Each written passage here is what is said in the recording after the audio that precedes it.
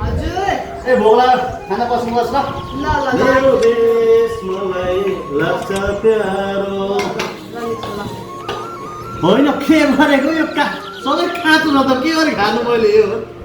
अनि ग्यास हिजोदेखि सकेको थाहा छैन हजुरलाई हिजोदेखि ग्यास सकेको छ लाइनमा राखिरहेको छ ग्यास आएको छैन आज त बिहानदेखि लाइन पनि छैन कसरी पकाउनु मैले खाना कसरी खुवाउने हो अब हजुरको जिम्मा के गर्ने हो अब बन्दोबस्त गर्नु आफ्नो सरकारलाई भन्ने हो कि के गर्ने हो अब होइन जति यस्तो पढ लेखेको मान्छेले के भनेको सरकार तिम्रो हाम्रो सबैको होइन त तिमीले मैले अस्ति असारमा पढेको होइन असार महिनाभन्दा साउन महिनामा सरकारले चाहिँ दोब्बर मात्रामा ग्यास आयात गरेको छ अब होला त्यो ग्यास बिचौराहरूले कहाँ लुकायो कि नाफा खानको लागि अथवा कुनै परिवारले आफूलाई आवश्यकभन्दा बढी ग्यास लुकायो कि हो यस्तोको समन्वय गर्नुपर्छ तिमी हामी जनता सबै मिलेर सरकार मिलेर चाहिँ समस्याको समाधान गर्नुपर्छ खालि नेपाल सरकारमा दोष दिएर हुन्छ